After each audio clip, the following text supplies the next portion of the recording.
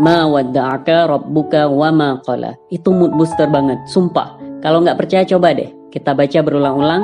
Kalau kita lagi kayak ngerasa nih ya, kok hidup gua gini-gini amat ya? Kok Allah nggak bantu gua ya? Baca lagi coba. Wadduha wal laili idza saja ma wadda'aka rabbuka wa ma qala. Allah tuh nggak pernah ninggalin kita, nggak pernah benci juga sama kita. Kok hidup gua kayak dipenuhi bermacam ragam masalah ya?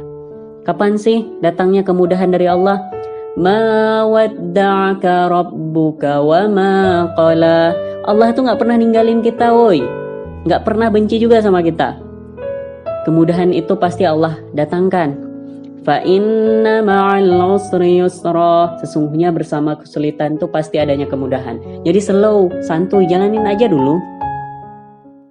Dosa tuh ngaruh dalam kehidupan kita. Setiap kali kita ngalamin hari buruk, kejadian buruk, musibah yang gak baik, maka dah jelas pasti karena dosa yang telah kita lakukan. Soalnya gak muncul masalah kalau kita gak kasih ancang-ancang. Ancang-ancang itu ya dosa gitu. Kenapa? Karena Allah ingin mengampuni dosa hamba-hambanya dengan cara dikasih musibah. Makanya Allah berfirman, sebahagian dosa kita itu gak dibalas sama Allah. Allah biarin aja dulu, supaya kita ada kesempatan untuk bertobat. Seandainya dosa kita dibalas langsung dan terus-menerus, pasti ngeri lah ya. Gak kebayang. Tapi Allah balasnya perlahan, sikit-sikit gitu kan. Supaya kita tahu nih, oh ya, udah dikasih rambu-rambu sama Allah, agar cepet insaf gitu. Misalkan sekian ratus kali kita salah ngelihat, gak jaga mata, cuma sekali doang kelilipan. Padahal kalau dibalas serius sama Allah, bisa langsung buta tuh matanya. Nyatanya kan gak gitu. Allah maafin, Allah biarin aja dulu. Kata Allah mungkin dia tadi khilaf. Mungkin ntar lagi dia udah tobat.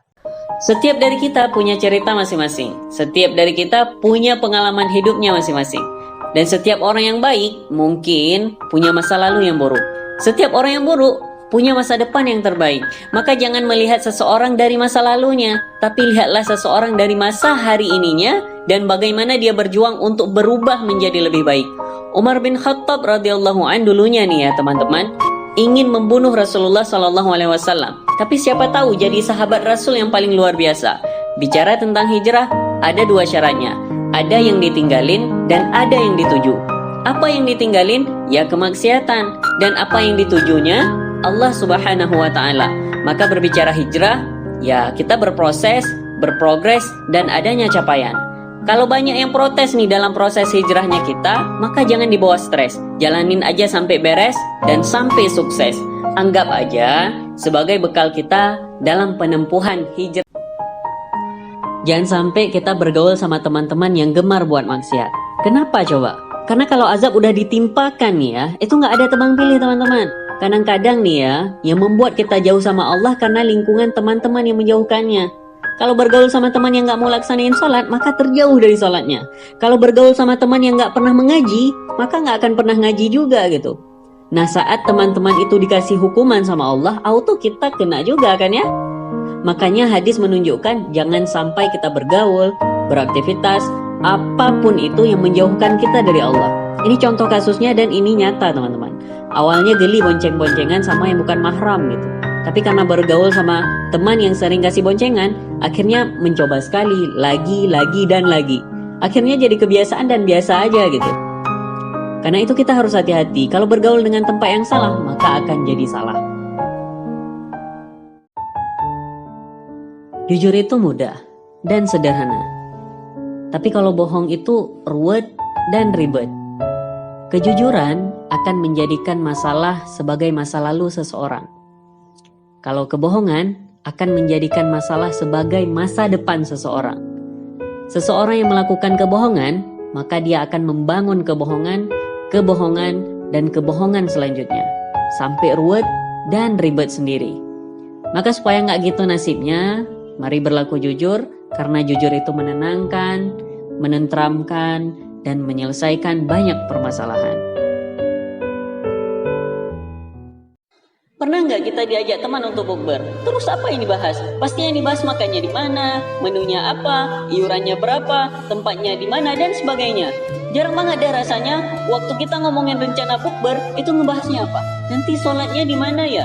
Seharusnya sholat di sini menjadi poin pentingnya kan, bukan makan, bukan nongkrong, bahkan acara upload foto selfie-nya. Jangan sampai kita menunda sholat, bahkan meninggalkan sholat karena bukber. Bukankah yang membedakan orang beriman dengan orang-orang yang kafir itu adalah sholatnya? Jadi kalau kita nggak sholat, apa bedanya kita dengan orang-orang yang kafir? Kalau bukber membuat kita melalaikan sholat, bahkan ada yang maghrib sampai isya tarawihnya ditinggalkan, maka nggak ada keberkahan di bukber kita itu. Sia-sia aja kan, percuma kita puasa dari pagi sampai petang, pahala nggak dapat, malah dapatnya dosa. Jadi sayang banget deh, mending nggak usah ikut sama sekali, atau mending buka puasa di rumah bareng keluarga. Jadi jangan sampai acara bukbernya berakhir menjadi makber, maksiat bersama. Bro, sis, buat yang muda-muda kayak gua nih, santai aja lah, umur masih panjang kok, santai bro, sis, happy yang penting. Nanggung banget, belum nyoba ini, belum nyoba itu, rugi lah. Udah dikasih hidup nggak nyoba apa-apa, ya nggak? Pokoknya puas-puasin lah masa muda. Kita kan anak muda ya, berhak dong buat nawar.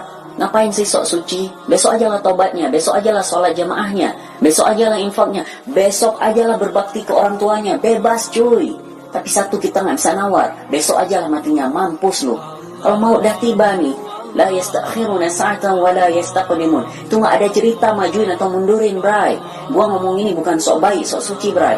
Tapi karena gua juga anak muda, gua merasakan hal yang sama gimana godaannya. Tapi ingat, mau lu muda, anak-anak, remaja, dewasa, tua, kaya, miskin, sehat, sakit sekalipun, maut tuh nggak ada tebang pilih, bro. Nggak ada satupun tempat di dunia ini yang bisa menyelamatkan kita dari kematian. Aynama takunu yudrikumul maut walau kuntum fi burujin musyayadah. Dimanapun kita, maut akan datengin kita walaupun kita dilindungi oleh.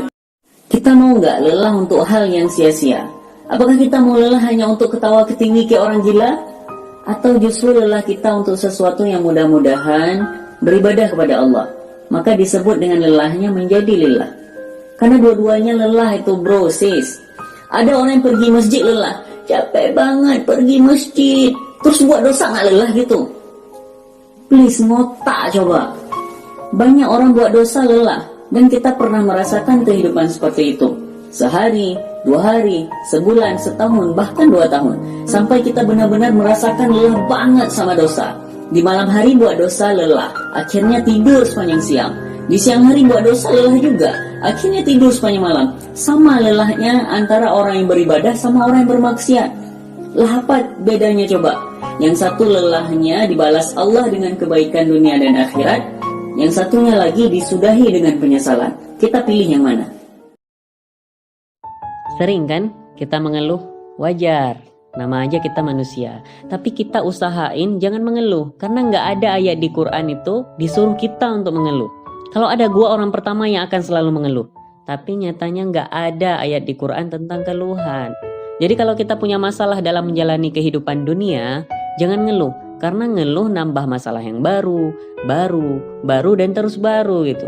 Jadi terima dengan sabar. Ingat nih ya, kaidah masalah di Quran diikat dengan 2 ayat utama. Al-Baqarah ayat 286 bunyinya, La yukallifullahu nafsan illa wus'aha. Allah enggak membebani seseorang melainkan sesuai dengan kesanggupannya. Jelas banget ya bunyinya. Ada orang meminta waktu untuk kembali dalam sedetik ke dunianya untuk memperbaiki keadaan dirinya. Sedetik aja ya Allah, saya mau memperbaiki keadaan hidup saya.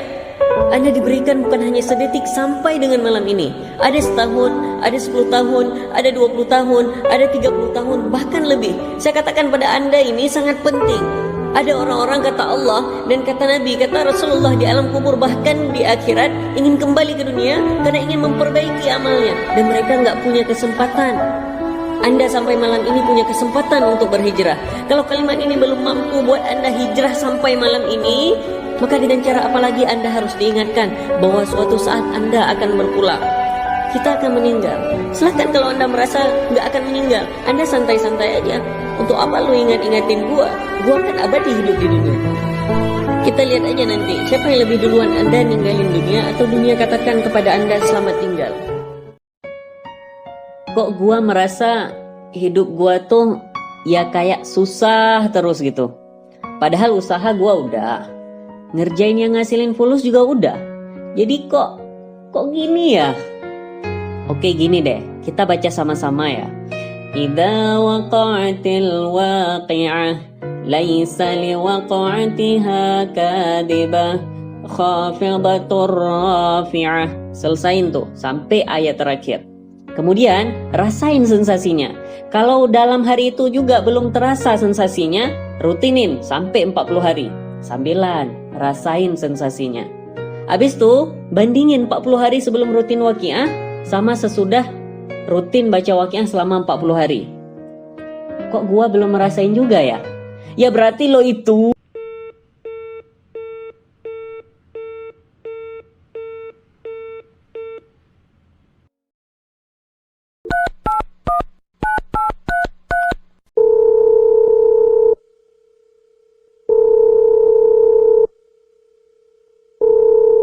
Assalamualaikum brother. Waalaikumsalam. Kenapa bro? Besok malam jangan lupa ya, ada sholat sunnah tasbih bareng. Jarang-jarang loh nih momennya. Lepas tuh kita ngumpul bareng. Sorry bro, gua malam nih ada janjian. Nonton sama cewek gua. Dah dulu ya bro, gua mau mandi nih. Assalamualaikum.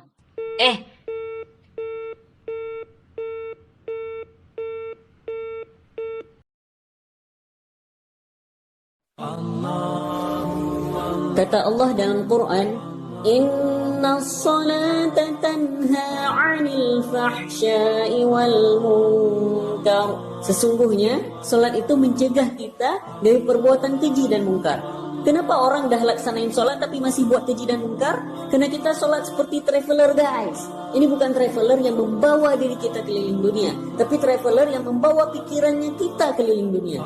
Kalau antum tahu orang-orang yang salat tapi pikirannya traveling, pikirannya kemana-mana, ibaratnya seperti orang mabuk. Dia bicara, dia berbuat, tapi dia nggak sadar apa yang ia bicarakan, apa yang ia perbuat. Gitu juga banyak orang yang sholat, dia takbir, dia rukuk sampai salam, tapi dia nggak tahu sebenarnya ia berhadapan dengan siapa ketika ia sholat. Maka nggak heran ada orang sholat tapi maksiat, ada orang sholat tapi korupsi, ada orang sholat tapi pendusta. Kalau ini terjadi sama kita, patut dipertanyakan, kenapa dengan sholatku? Jadi manfaatkanlah kesempatan kita kalau lagi dizolimi nih ya, untuk ngedoain yang baik-baik. Kalau nggak bisa yang baik-baik untuk orang lain karena nggak rela banget nih ya, minimal untuk diri sendiri lah. Apa salahnya kan ya? Kan itu kesempatan banget buat kita berdoa dan Allah ijabah. Kalau nggak bisa ngedoain, ya Allah beri dia petunjuk. Rasanya kayak agak-agak nggak rela gitu kan? Udah jahatin kita, habis itu kita doain yang baik-baik pula untuk dia. Nggak semua orang mampu. Kita realistis aja lah. Kalau nggak bisa gitu ya minimal buat diri sendiri. Ya Allah tambahkanlah kesabaran saya. Loh kok minta disabarkan gitu kan? Berarti makin mau aja dong disakitin. Bukankah kesabaran itu kebaikan? Bahkan lebih dari setengah iman. Hampir bisa dibilang seluruh iman kita itu intinya sabar teman-teman. Sehingga yang dibilang orang mukmin adalah orang yang sabar. Orang yang sabar berarti dia mukmin. Berarti yang kita minta kebaikan sama Allah. Ya Allah kuatkanlah kesabaran saya. Ini adalah orang yang mencontohi teladan Rasulullah SAW. Woi Cuk, dari mana aja lu? Di rumah tadi gua. Kenapa? BTW nih ya, gua merhatiin dari dulu sampai sekarang gaya pakaian lu tuh gak berubah-berubah ya. Dah kuno, jelek lagi. Kenapa coba? Iya, soalnya gua cuma ada pakaian model gini aja sih di rumah. BTW, lu kenapa kemarin bolos sekolah? Ya elah, urus aja hidup lu sendiri dulu bro, baru urus hidup orang lain. Suka-suka gue dong. Hidup-hidup gue kenapa pula lu yang repot? Ya elah, santai boy. Gua kan nanya doang. Jangan toksik dong. Lu selalu kritik gua terima. Giliran gua nasihatin elu, lah elunya malah baper.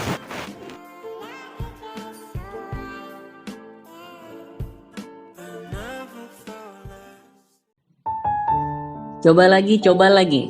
Gagal, ulangi lagi. Gagal, ulangi lagi. Sampai benar-benar di high level. Yaitu keistiqomahan. Kalau kita kekeh, kita pengen banget nih jadi orang yang istiqomah dalam kebaikan-kebaikan. Allah suruh kita coba lagi.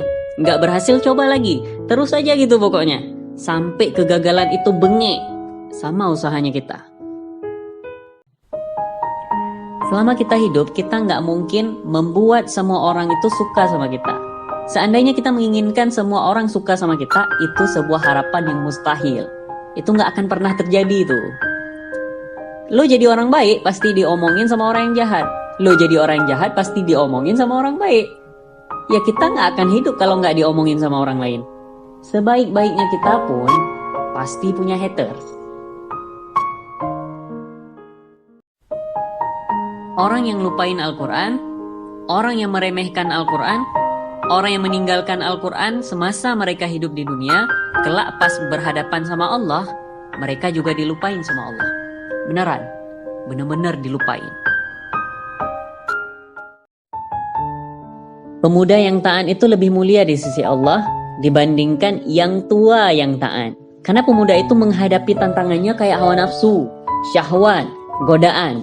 Makanya kalau ada musuh Islam yang ingin merusak Islam, yang dirusakin tuh akhlak pemudanya. Dikeluarin film-film yang merusak, lewat narkoba, perzinahan, minuman keras, dan lain-lain. Sampai Rasulullah bersabda, 7 golongan di bawah naungan Allah, diantaranya pemuda yang istiqomah dalam taat kepada Allah Subhanahu wa Ta'ala. Padahal hawa nafsunya masih pengen senang-senang dengan dunia. Coba kita lihat nih, pengguna sosial media kebanyakan tuh adalah dari pemuda. Makanya mudah banget kalau dirusakin akhlaknya.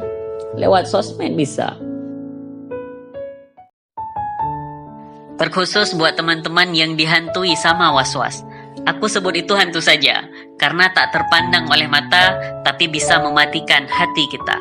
Jadi kita butuh usaha lebih nih, untuk melawan si was-was ini. Aku nggak bisa membuat kalian terbebas dihantui was-was. Yang bisa kukatakan adalah semangat berusaha dan sabar teman-teman. Karena kunci perlawanannya ada sama diri kita sendiri, bukan sama orang lain. Lu jelasin sama orang lain nggak akan berguna teman-teman, karena yang nggak merasakan itu pasti nggak dapat poinnya. Aku mau sharing nih sama kalian, bergelut dengan was-was selama 5 tahun. Aku bagi 5 part in the next post.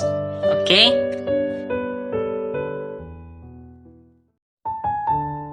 Pertama yang bisa lo lakuin untuk ngobatin rasa was-was, jangan jadiin setan itu majikan.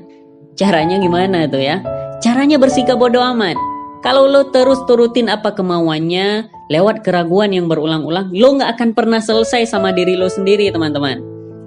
Kuatkan hati, kuatkan kaki, bilang gini, gua punya prinsip. Kalau lu berhasil tahap ini, 1/4 hidup setan tuh sama was-was kelar. Kita bisa lanjut nih. The next step in the next post. Oke? Kemarin berhasil bukan berarti kelar gitu aja ya teman-teman. Lo bodo amat belum tentu lo yakin kan? Jadi gimana dong biar yakin? Kalau setan makin menjadi-jadi atau muncul lagi itu was-wasnya, kayak dibilang gini, lo kentut, ulang lagi wudunya. Lo harus bersikap terbalik. Bilang gini lewat hati lo, gua nggak nyium kentut dan gua nggak dengar kentut juga. Lo mungkin yang kentut setan. Gua yakin. Bismillahirrahmanirrahim. Jangan lupa selalu sebut nama Allah. Kalau lo udah yakin, alhamdulillah, setengah hidup setan dan was-was itu kelar. The next step in the next post. Bersikap bodoh amat udah. Bersikap terbalik juga udah. 2 cara itu lakuin berulang. Jangan berhenti setengah jalan. Kalau lakuin sesuatu tuh harus totalitas teman-teman. Karena masih ada setengah hidup setan dan was-was kan. Jadi yang perlu lo lakuin tahap ini adalah bersabar dengan kedua tahap itu. Jangan sampai kasih celah buat dia untuk berbisik dan membuat kita kembali ke kondisi kita di awal banget. Jalanin sesantuy mungkin. Kalau udah kelar tahap ini nih ya, insya Allah 3/4 hidup setan was-was kelar. Kita jumpa lagi nanti. The next step in the next post. Sahabat Rasulullah pernah mengeluh gini teman-teman. Ya Rasulullah, setan itu selalu mengganggu ketika saya sholat. Bahasanya gitulah ya. Nabi bilang gini, itulah setan. Namanya khanzab. Jika engkau merasa sedang digoda setan, maka mintalah perlindungan kepada Allah darinya. Dan meludahlah ke arah kiri 3 kali. Hadis riwayat Muslim. Utsman mengatakan, aku pun melakukan saran beliau dan Allah menghilangkan gangguan itu dariku. Salah satu di antara usaha melindungi diri dari setan adalah merutinkan zikir pagi dan sore teman-teman. Bisa baca almat surat pagi dan sore? Karena salah satu keutamaan merutinkan zikir ini adalah perlindungan dari semua godaan syaitan. Cobalah. Supaya sikap bodoh amat lo itu berada pada koridor yang benar, supaya sikap yakin lo sama diri sendiri diridhoi dan dicintai sama Allah, Lalu supaya kesabaran lu dibalas Allah dengan pahala, dan supaya permohonan lu cepat dikabulkan sama Allah, lu pelajari tata cara ibadah yang benar. Kalau lu paham, lu akan jauh dari keraguan, lu terlindungi dari bisikan syaitan, lu nggak ragu-ragu lagi sama was-was. Tujuan akhir kita pakai strategi ini ya supaya nggak ada celah dan peluang buat setan untuk mengganggu. Akhirnya, setan bisa gulung tikar. Selanjutnya kembali ke kita sendiri nih, bisa istiqomah atau enggak. Yang penting semangat. Wallahu a'lam. Allah Subhanahu wa taala itu meridhoi seorang hamba di hari kiamat ketika ia membaca Raditu billahi rabba wa bil islami dina wa bi Muhammadin nabiyya wa rasula. Jadi barang siapa yang mengucap zikir ini 3 kali di pagi hari dan 3 kali di sore hari, maka Allah Subhanahu wa taala akan meridhoinya di hari kiamat. Bahkan Rasulullah Shallallahu alaihi wasallam menjamin barang siapa yang membaca zikir ini, Rasulullah akan menggenggam tangannya hingga ia masuk ke dalam surga. Abang Mila nggak pacaran ya? Nggak mau dia. Oh nggak laku ya? Pedes banget. Dibilang gua nggak laku dong. Kenapa gua nggak pacaran? Karena gua punya prinsip gini. Idza ahbabta syakhsan fala ta'sillaha min ajlih faqalbu man ahbabta biyadi man asaita. Janganlah engkau bermaksiat kepada Allah hanya demi orang yang kamu cintai, karena sungguh hatinya orang yang engkau cintai berada di genggaman zat yang engkau maksiati.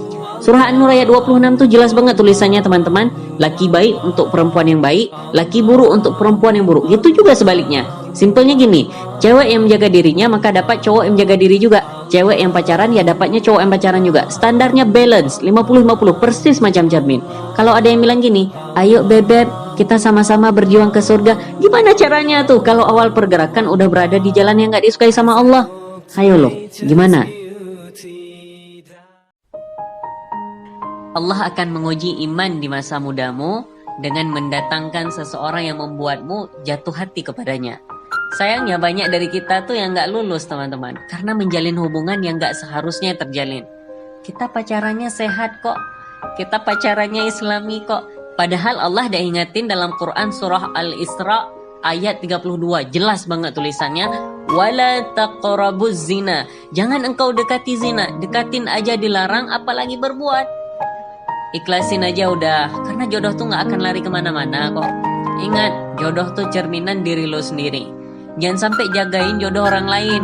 Gak enak, sumpah, beneran. Dah lama pacaran nih, malah nikah sama orang lain. Nah, mamam tuh.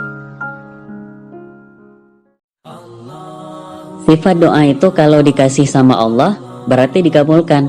Waktunya entah sekarang atau nanti pas kita udah siap menerimanya. Problemnya gini, orang minta dikabulkan, kita minta nggak dikabulkan. Ini masalahnya. Ternyata bukan Allah nggak ngabulin, bukan. Pas Allah mau ngasih nih, nggak tembus sama kita. Ketika Allah kasih dan sayangnya ingin ngabulin doa hambanya, bukan doa nggak dikabulkan, tapi permohonan ini nggak sampai sama diri kita sendiri. Karena sekat yang menutup. Itulah dosa. Itulah maksiat. Semakin pekat dosanya, semakin kuat penghalangnya. Maka makin sulit Allah ngasih rahmat yang turun pada diri kita. Makanya perlu sekali-kali itu ngaca seberapa banyak dosa dan maksiat yang udah dibuat. Nabi bilang gini, ciri-ciri teman yang baik itu adalah kalau kita jumpa sama dia selalu bikin kita tuh ingat sama Allah. Nah ini poin pentingnya. Yuk teman-teman, coba dihitung-hitung lagi, ingat-ingat lagi coba. Kita kalau jumpa teman tuh ngomongin dunianya tuh seberapa sering gitu. Terus kalau ngomong yang deketin sama Allah juga seberapa sering. Pasti jarang banget pas ketemu teman tuh ngomongin sesuatu yang deketin diri sama Allah kan. Pasti kebanyakannya bahas dunia. Ya enggak? Kalau enggak, kalian wajib komen sih di bawah. Dalam pertemanan, kita harus memahami batas-batas interaksi antara cowok sama yang cewek. Karena cewek itu bukan makhluk yang haram. Gitu juga cowok, bukan makhluk yang haram. Gua gak mau deket-deket, gua gak mau temenan sama lu, gua takut dosa. Bukan gitu juga, Ya kita harus tahu lah batas-batasnya. Supaya gak kaku kayak robot. Apa batas-batasnya? Ya lu pasti tahu sendirilah ya. Kalau udah masuk bulan Ramadan, pasti kebanyakan dari kita berlomba-lomba beribadah untuk mendapatkan kebaikan berlipat-lipat ganda. Karena faidnya itu beda sama bulan yang lain kan ya. Pas bulan Ramadan juga nggak terlepas dari yang namanya kegiatan bukber alias buka bersama. Kalau udah ada bukber, jangan lupa cari lokasi yang ada musolanya. Jangan hanya sekedar bermodal musola aja, tapi laksanakan juga sholatnya, jangan sampai lalai. Kondisi yang sangat disayangkan adalah ketika teman-teman hari ini puasa, tahan lapar, tahan dahaga, jauh dari perbuatan dosa, lalu teman-teman ikutan buka bersama malah melakukan maksiat bersama, di mana sholatnya dilalaikan. Bahkan yang paling parah adalah maghrib, isya, dan tarawihnya itu ditinggalkan. Lalu apa yang membedakan kita dengan orang yang kafir? Ini hanya reminder buatmu dari saudaramu. Wallahu a'lam. Ya kita santai aja. Dibenci orang, dimusuhin orang, dikatain orang. Ya orang boleh membenci dan memusuhi, tapi kita nggak perlu benci orang. Kita nggak perlu musuhin orang. Kita juga nggak perlu ngatain orang. Ya kita berbuat baik kepada siapa aja. Orang boleh kampret sama kita, tapi kita biasa aja. Tenang, santai. Pokoknya selalu tebarkan aura yang positif. Kita jangan kalah lah sama tanah. Tanah dicangkul, diinjak, dilukai, tapi yang dikeluarkan adalah tanaman-tanaman yang membuat kita bisa hidup sampai sekarang. Semakin dilukai lebih dalam, maka yang dikeluarkan adalah air yang jernih. Gitu juga dengan kita, walaupun orang-orang suka membawa aura negatif terhadap kita, kita balasnya dengan aura yang positif. Ikhlas. Kalau kita mendoakan orang lain, waktu orang itu nggak ada di depan kita, atau orang itu punya masalah sama kita, maka malaikat langsung minta sama Allah, ya Allah, kabulkan untuk yang berdoa. Maka kata ulama-ulama, doa yang sangat mudah dikabul itu adalah doa untuk orang-orang yang tidak ada di hadapan kita, atau kita mendoakan orang yang kurang ajar sama kita. Malah malaikat nih ya, mendoakan kita supaya kita dapat duluan. Masalahnya adalah kita susah mendoakan orang yang sudah menyakiti hati kita. Tapi nih ya, implikasinya kalau kita doakan dia, ya value-nya gede. Semuanya kembali ke kita, maunya gimana?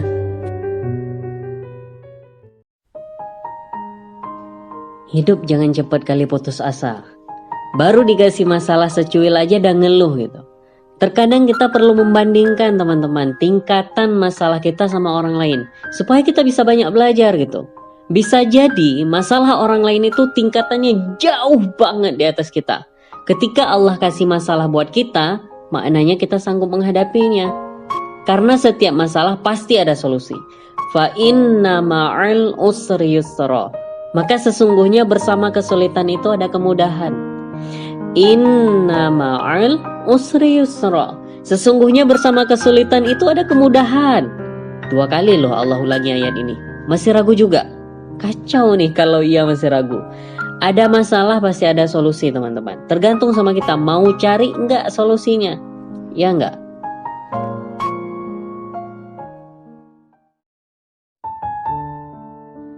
Gimana rasanya jumpa sama orang sayangnya ke kita tuh melebihi dari ibu kita? Gimana rasanya kalau dihadapin sama orang yang selalu mikirin kita lebih dari ayah kita? Keren parah kan? Inilah yang membuat kita kagum sebenarnya. Pertanyaannya, memang ada orang yang seperti itu? Ada teman-teman, yaitu Nabi Muhammad SAW, paling berjasa untuk seluruh umat manusia. Maka bersalawatlah padanya di hari yang baik ini. Allahumma salli ala Sayyidina Muhammad. Agar kelak kita bisa bercengkrama dengan nama yang selalu disebut baik dunia maupun akhirat. Ummati, ummati, ummati, gitu kata Nabi loh. Sebelum beliau wafat, besar banget cinta Nabi sama kita. Masa kita gak cinta sih sama Nabi?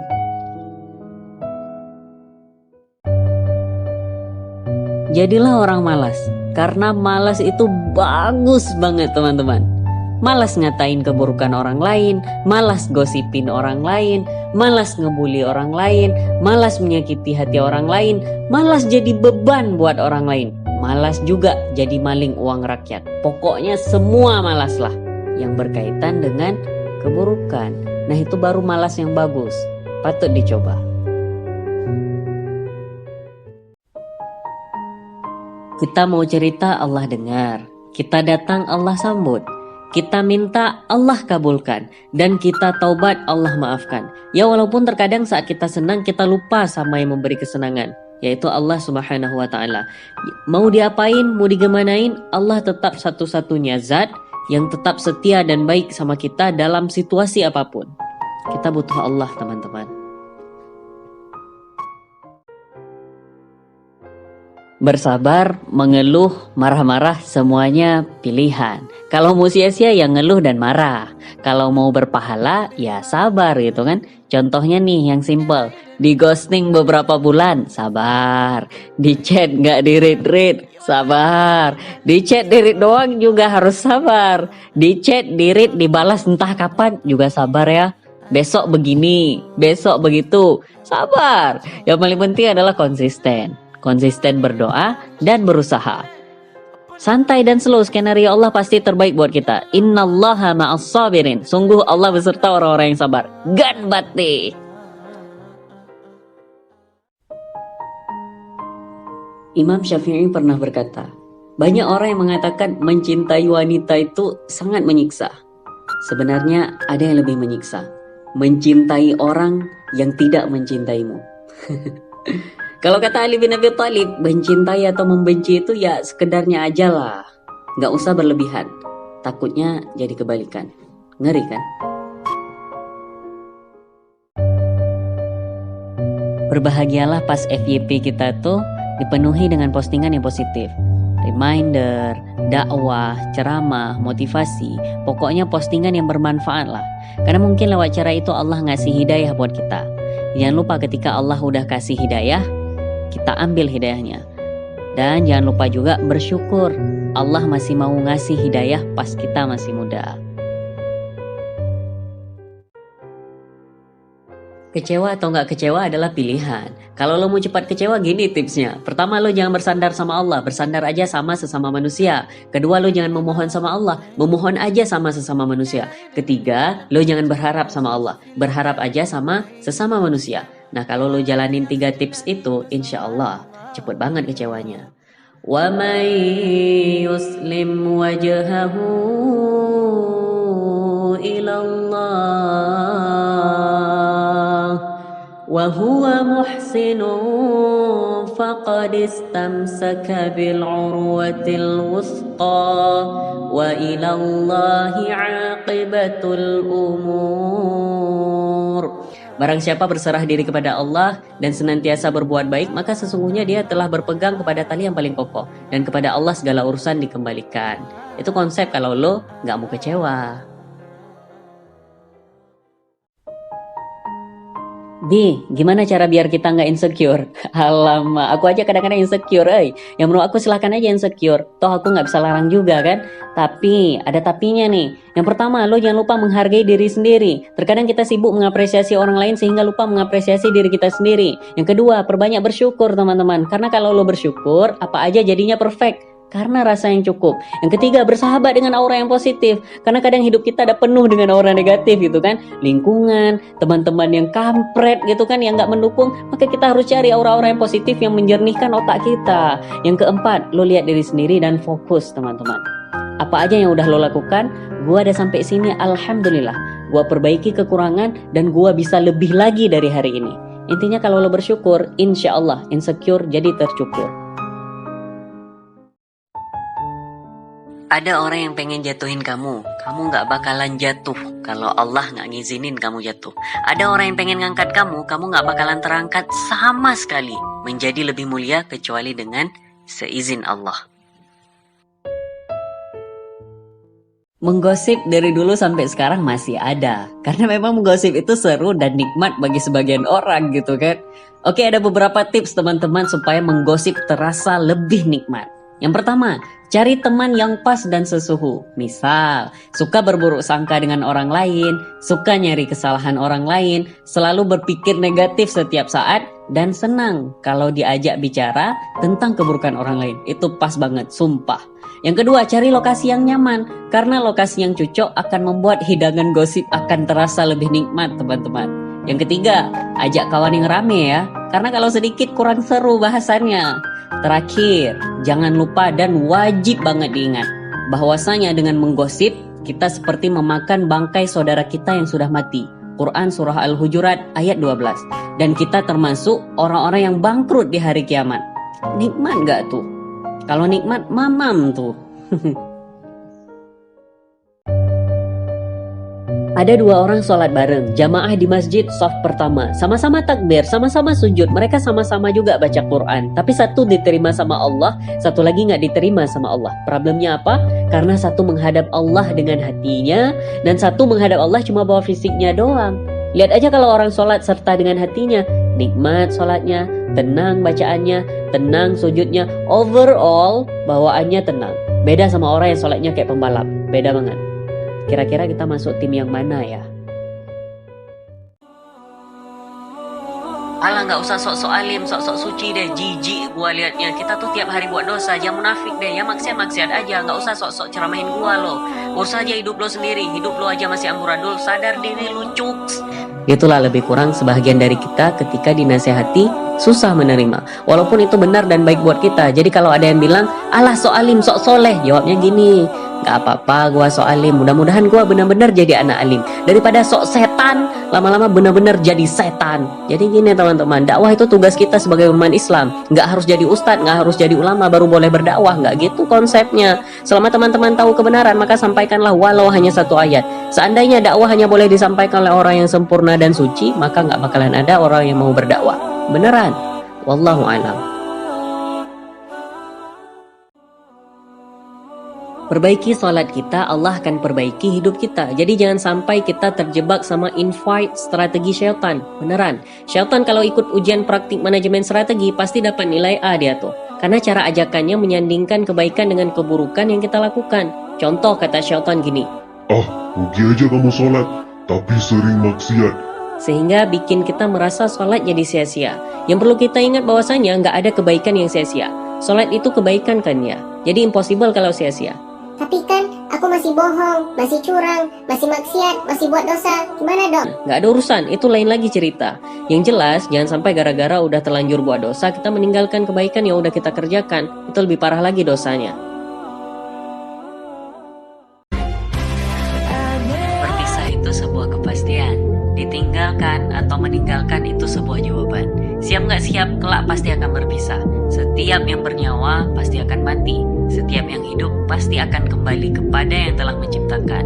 Lihat diri apa yang udah kita siapkan untuk menghadapi perpisahan. Doa keluar kamar mandi. Ghufranakal hamdu lillahilladzi adhaba 'annil adha wa 'afani. Allahumma ij'alni minat tawwabin waj'alni minal mutatahhirin. Allahumma tahhir qalbi minan nifaqi wa hassin farji minal fawahish. Artinya, dengan mengharap ampunanmu, segala puji bagi Allah yang telah menghilangkan penyakit dari tubuhku dan menyehatkan aku. Ya Allah, jadikanlah aku sebagai bagian orang yang bertobat dan jadikanlah aku bagian dari orang yang suci. Ya Allah, bersihkan hatiku dari kemunafikan dan jaga kelaminku dari perbuatan keji. Mengejar dunia gak bakalan berakhir. Coba aja lo kejar, gak akan pernah sampai di titik ujungnya. Sampai kok di ujungnya. Ya benar, ketika lo mati. Simpelnya dunia adalah tempat persinggahan. Di sini kita harus siapin bekal yang banyak, karena itu menjadi amunisi kita di akhirat. Kejarlah akhirat, maka dunia akan ngekor. Tapi konsep ini gak berlaku bagi yang kejar dunia doang, karena akhirat juga bakalan ngekor, teman-teman. Alhamdulillahilladzi ahyana ba'dama amatana wa ilaihin nusyur. Kalau Allah masih kasih kita kesempatan buat hidup hari ini, tinggal amalin doanya. Doa pas kita bangun tidur, artinya tuh nyentuh banget. Segala puji bagi Allah yang telah membangunkan kami setelah menidurkan kami, dan kepadanya lah kami dibangkitkan.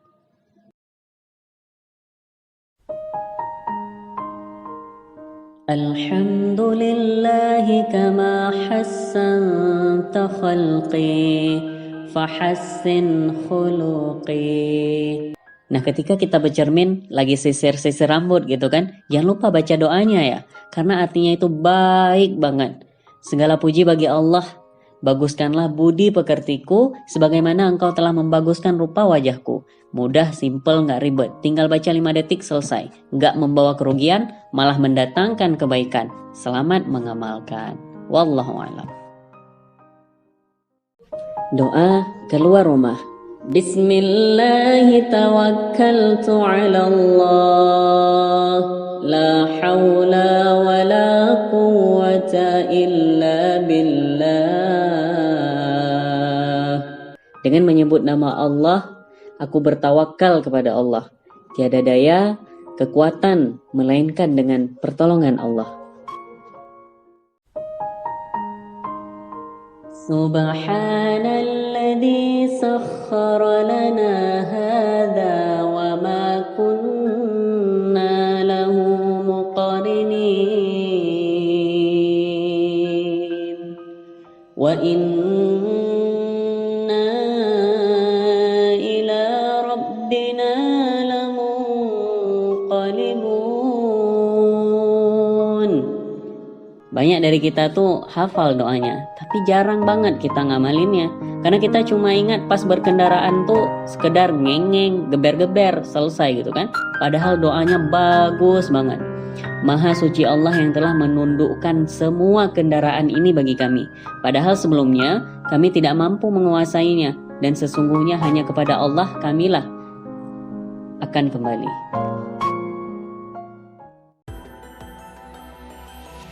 Ketika masuk ke rumah orang lain, usahakan pakai jurus buta mata. Dan ketika hendak keluar, jangan lupa pakai jurus mulut bisu. Segala yang ada di rumah orang dan apa yang kita dengar, apa saja yang sudah kita lihat di sana, bukanlah urusan kita. Ingat, bukan urusan kita.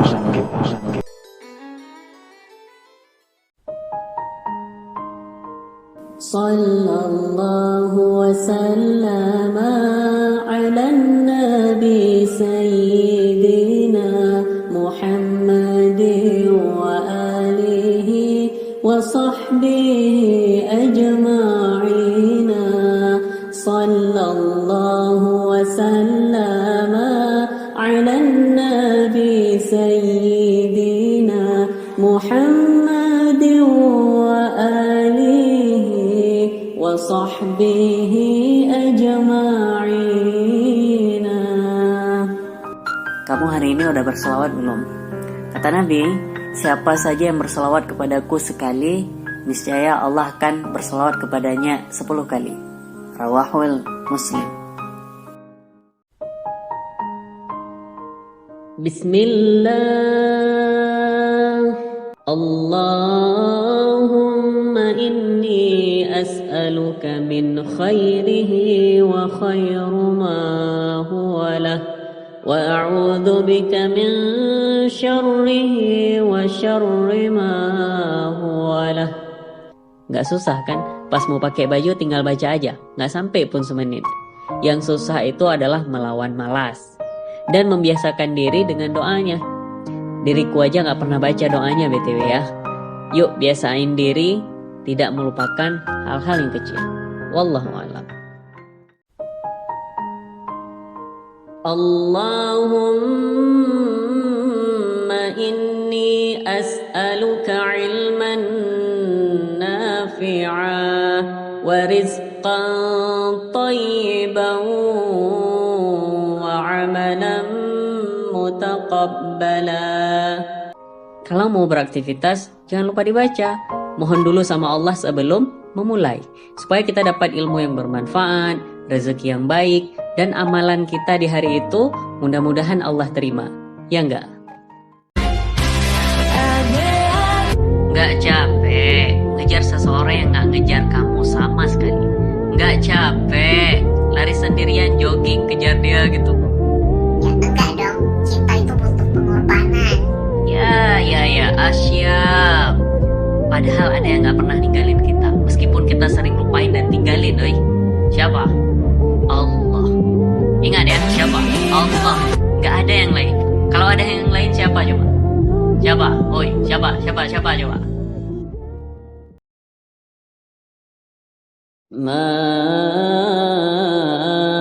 asaba min musibatin illa biiznillah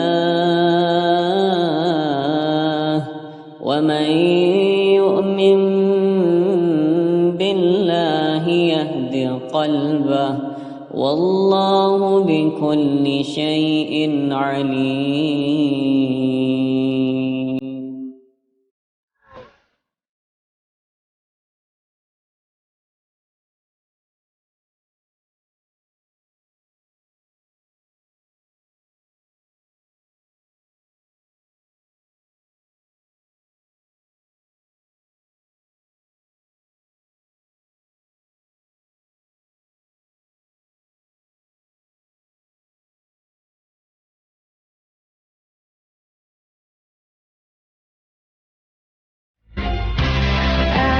Kalau iman kita lagi turun, maka kita dekati teman-teman kita yang soleh.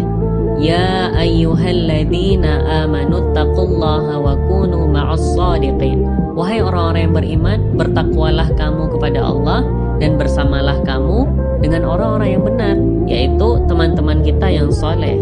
Karena dengan teman yang soleh, teman-teman, kita bisa menjaga keimanan kita. Minimal tuh bisa stabil lah. Kalaupun iman itu turun, ya nggak drop-drop banget. Kalau kita dekatin teman-teman yang toksik, alamak, jangan deh. Bi, Cak lihat dulu kontennya. Konten apa emangnya? Cak lihat dulu lah. Ya memang kenapa? Ya lu nggak lihat, dia ngasih sedekah, tapi di videoin, abis itu dia upload lagi coba. Apa maksudnya? Mana pula dapat pahala kalau gini banget rianya dia kan ya?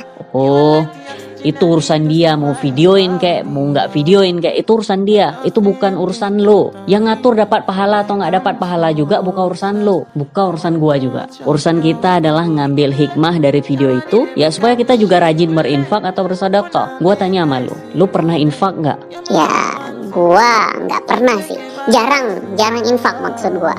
Nah itu dia masalahnya, ada sama lo sendiri. Terkadang kita suka fokus sama yang negatifnya saja. Padahal sesuatu tersebut ada nilai positif yang lebih besar dari si negatif. Mau otaknya dioperasikan coba. Bima ghafara li rabbi wa ja'alani minal mukramin wa ma anzalna ala qawmihi min ba'dihi min jundin السماء من جند من السماء وما كنا منزلين.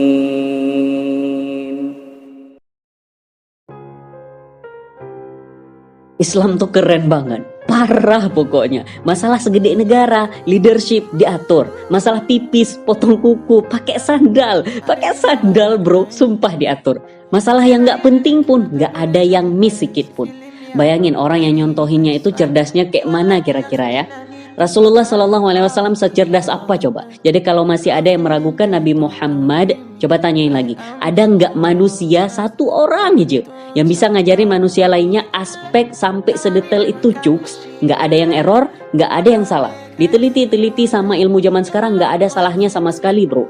Terus kita masih mau ngomong Rasulullah itu pembohong, Rasulullah itu nggak berjasa. Kata salah seorang anak, entah anak siapa itu kan. Kalau Rasul pembohong gak akan bertahan 1400 tahun lebih loh apa yang diajarkannya dulu. Kenapa?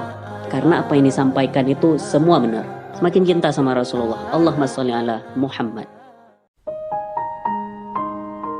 Sekali aja kita nahan lisan kita dari mencela orang lain ketika kita dicela, itu keren parah sih. Jarang terjadi soalnya. Daripada kita cela balik, lebih baik kita diam. Sekali aja kita nahan diri untuk tidak komen atau nge-replay komen orang lain, itu bisa ningkatin kualitas iman kita. Karena bijak dalam menyambut keburukan yang datang. Kadang susah ketika orang mencela kita, maunya ya kita balas gitu kan. Kalau boleh kita tampol aja orangnya. Tapi dengan menahan rasa tersebut bisa membuat pahala nambah, dosa berkurang. Wallahu a'lam. Allahumma aftah alayya hikmataka wanshur alayya rahmatak وذكرني ما نسيت يا ذا الجلال والإكرام.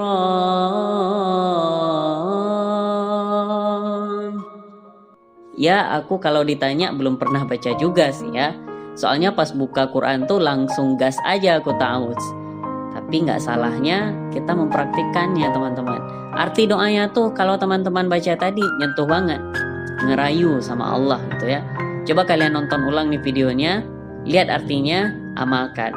Wallahu a'lam.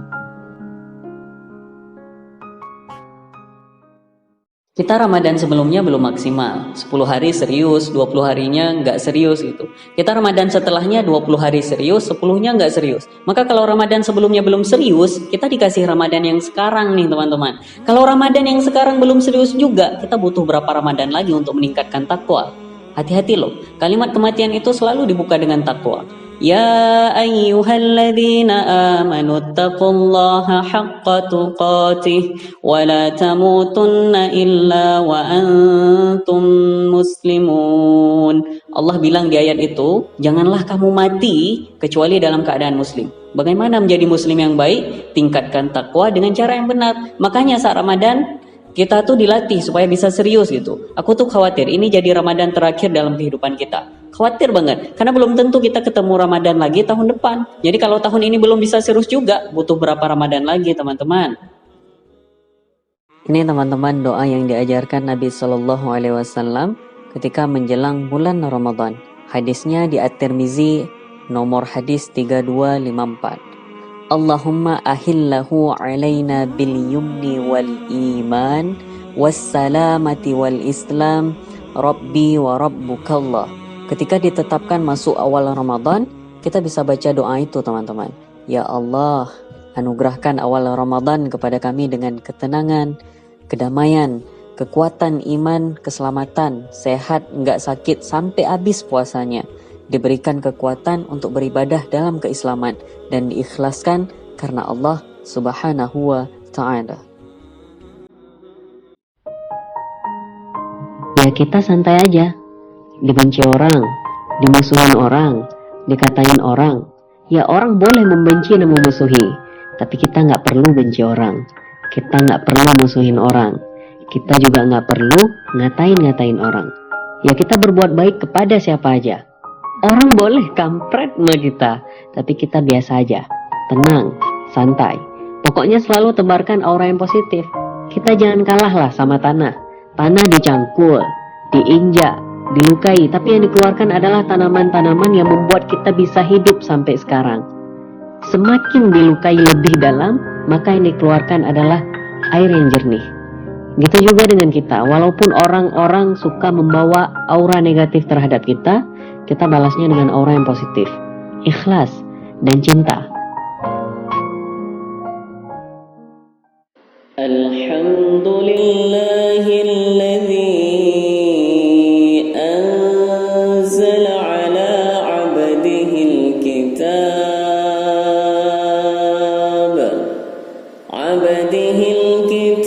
wa lam yaj'al lahu iwaja قيما لينذر بأسا شديدا من لدنه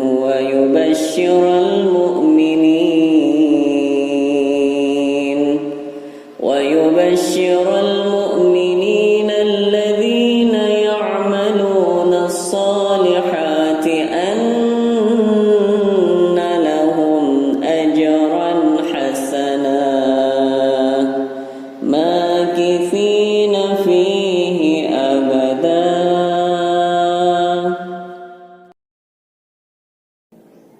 بسم الله الرحمن الرحيم.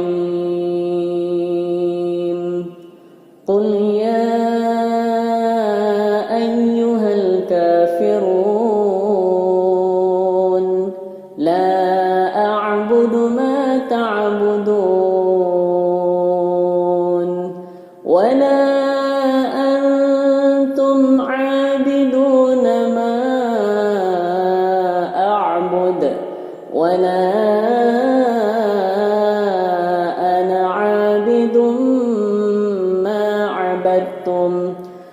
ولا أنتم عابدون ما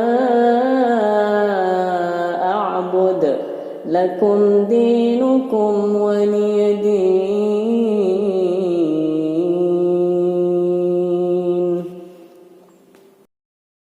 بسم الله الرحمن الرحيم. إنا أنزلناه في ليلة القدر وما أدراك ما ليلة القدر. ليلة القدر خير من 1000 شهر تنزل الملائكة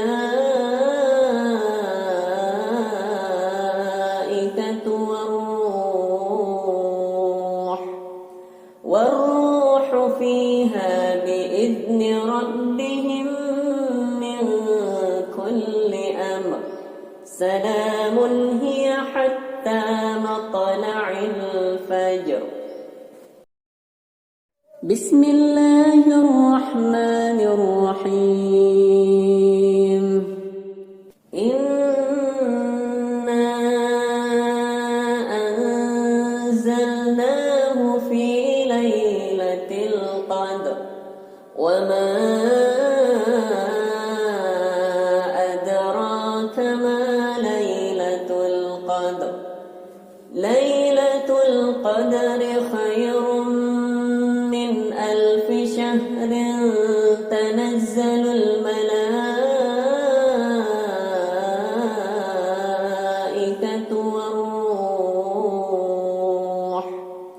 والروح فيها بإذن ربهم من كل أمر.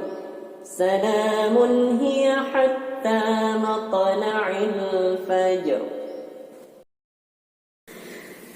بسم الله الرحمن الرحيم. إن الله لا يخفى عليه شيء في الأرض ولا في السماء. هو الذي يصوركم في الأرحام كيف يشاء. لا إله إلا هو العزيز الحكيم.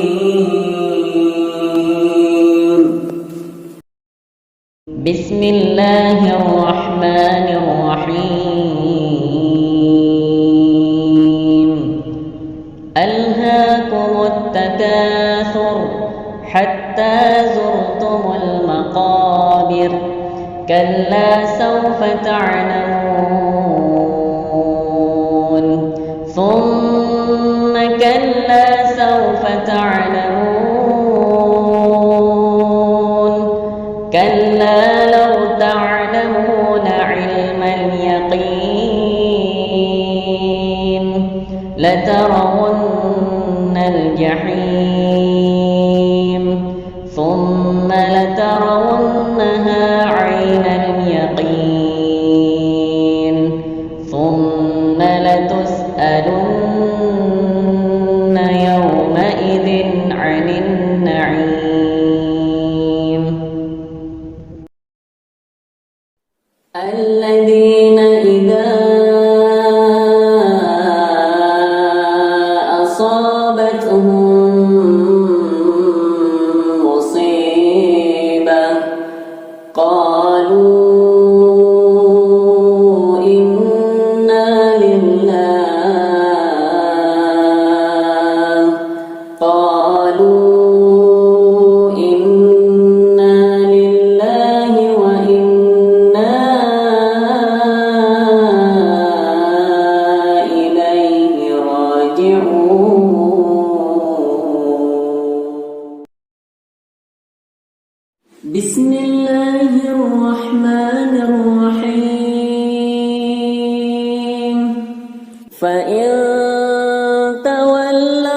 فقل حسبي الله لا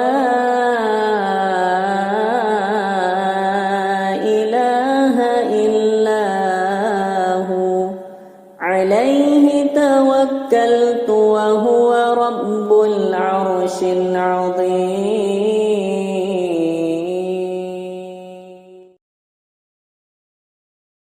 الله لا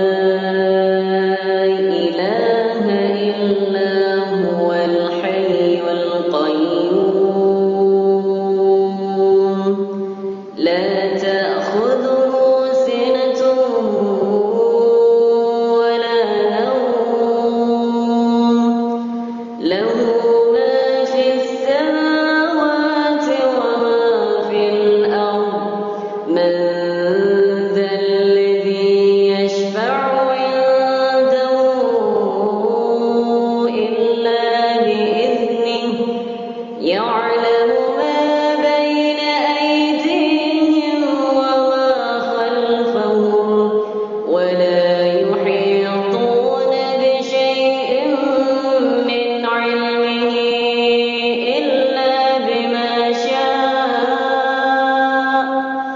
وسع كرسيه السماوات والأرض ولا يئوده حفظهما وهو العلي العظيم.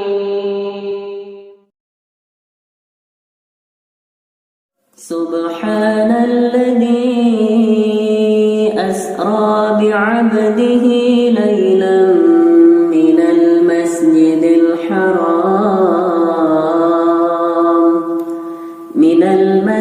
الحرام إلى المسجد الأقصى الذي باركنا حوله لنريه من آياتنا إنه هو السميع البصير.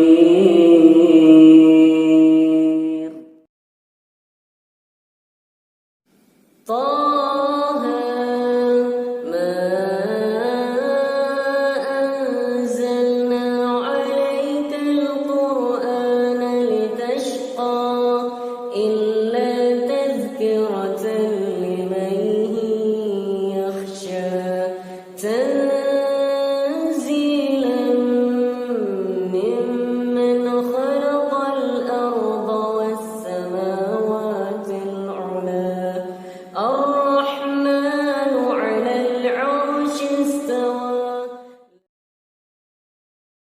إن الذين قالوا ربنا الله ثم استقاموا تتنزل عليهم الملائكة ألا تخافوا ولا تحزنوا وأبشروا بالجنة التي كنتم توعدون. نحن أعلم بما يقولون وما أنت عليهم بجبار فذكر بالقرآن من